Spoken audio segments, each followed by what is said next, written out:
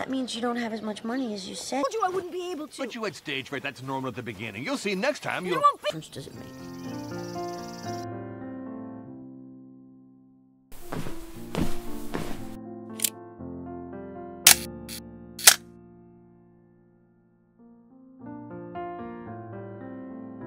Di sebuah desa kecil yang tenang di pedesaan Prancis, hidup seorang bocah laki-laki bernama Remy. Ia dibesarkan oleh seorang wanita sederhana dan penuh kasih bernama Ibu Barberin. Sejak kecil, Remy tumbuh sebagai anak ceria, polos, dan rajin membantu ibunya dalam pekerjaan sehari-hari. Namun, di balik kehidupannya yang tampak damai, tersimpan satu rahasia besar.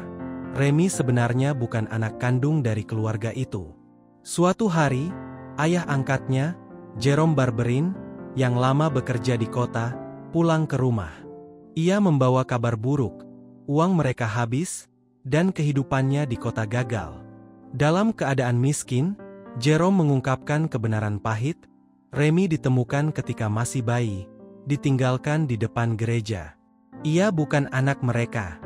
Dengan kejam, Jerome memutuskan untuk menjual Remy kepada seorang pengamen keliling agar bisa mendapatkan uang.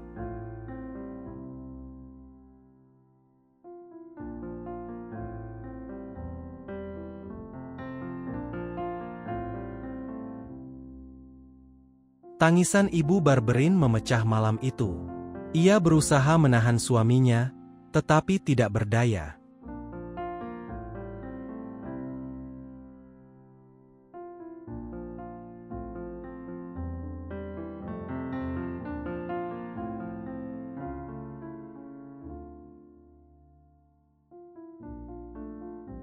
Dengan berat hati, ia melepas Remy yang menangis ketakutan dibawa pergi oleh pria asing bernama Signor Vitalis. Vitalis adalah pria tua misterius dengan pakaian lusuh dan tatapan tajam, namun di balik kerasnya sikapnya, ia memiliki hati yang lembut. Ia adalah pengamen keliling yang menghidupi dirinya dengan bermain musik dan mengadakan pertunjukan jalanan bersama hewan-hewan cerdas miliknya.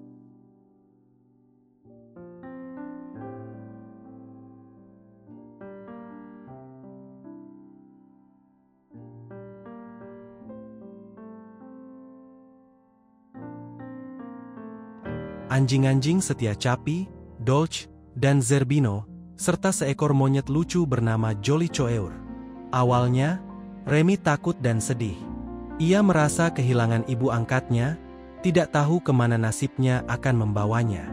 Namun perlahan, di bawah bimbingan Vitalis, Remy belajar banyak hal, membaca, menyanyi, bermain musik, dan bekerja keras untuk hidup. Vitalis menanamkan nilai penting kepadanya.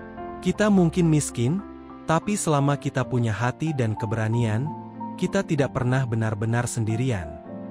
Dari sinilah, perjalanan panjang Remy dimulai.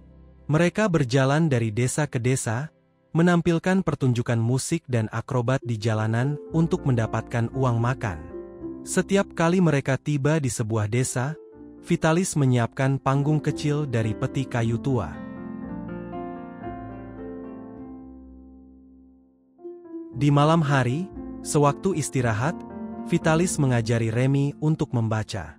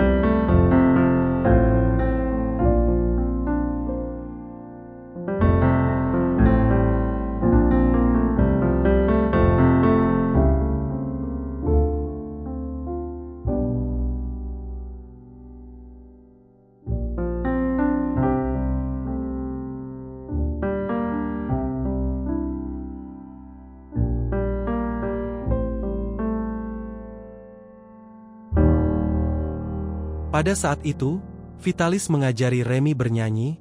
Ternyata suara Remy sangatlah merdu. Inilah titik mula, suatu saat Remy pasti akan menjadi penyanyi terkenal. kata Vitalis.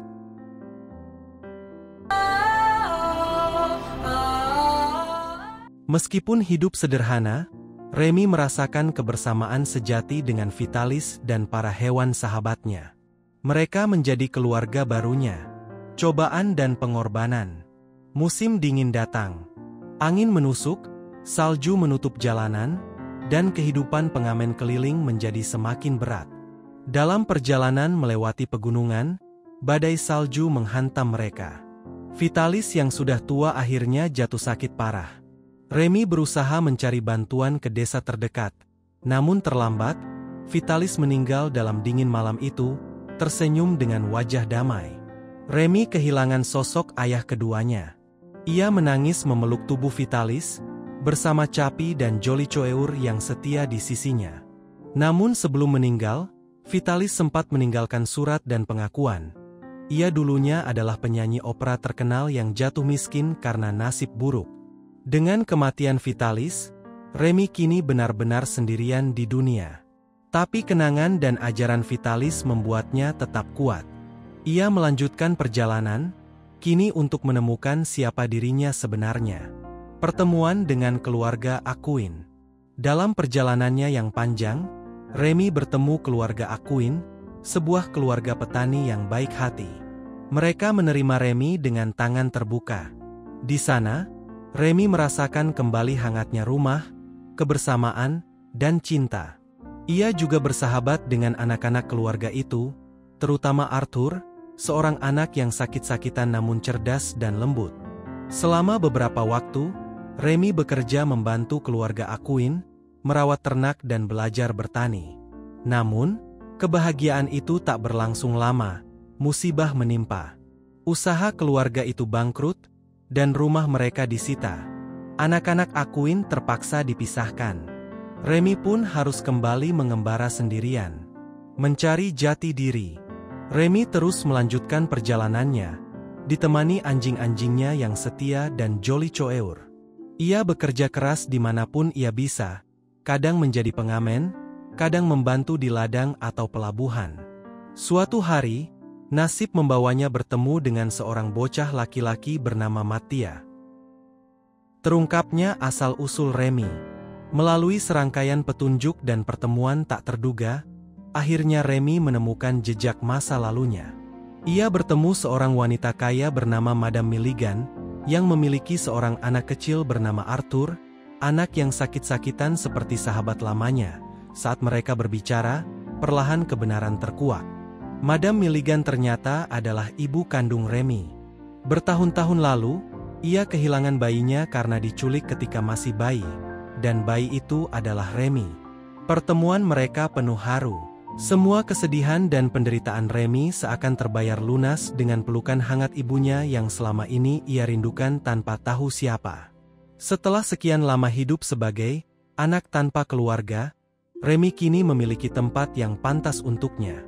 Ia tinggal bersama ibunya, belajar musik, dan membantu orang-orang yang pernah membantunya di masa lalu. Mereka tetap menjadi bagian dari hidupnya. Film berakhir dengan suasana haru dan penuh makna, memperlihatkan Remy yang kini telah dewasa dan menatap matahari senja, mengenang perjalanan panjangnya. Ia tersenyum dan berkata dalam hati, "Aku dulu tidak punya siapa-siapa. Tapi sekarang aku tahu, keluarga bukanlah tentang darah, melainkan tentang hati." Film Remy menyampaikan pesan yang sangat dalam. Kasih sayang tidak selalu datang dari darah daging, tapi dari hati yang tulus. Setiap orang bisa tersesat, tapi cinta dan kebaikan akan selalu menuntun kita pulang. Kehidupan penuh ujian, tapi setiap penderitaan bisa membentuk keberanian dan kebijaksanaan.